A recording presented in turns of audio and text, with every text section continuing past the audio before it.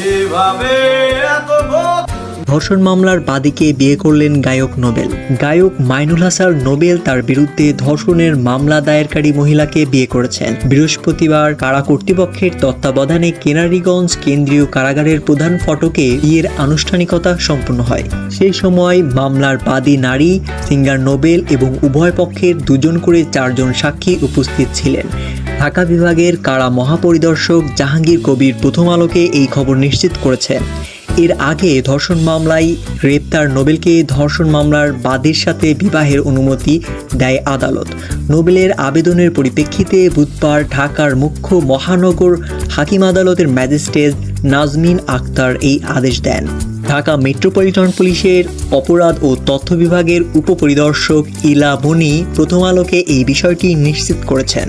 নোবেলের আইনজীবী জসিমউদ্দিন এবং উপপরিদর্শক ইলামনি প্রথম আলোকে বলেন, ধর্ষণ মামলার বাদী আদালতে উপস্থিত ছিলেন।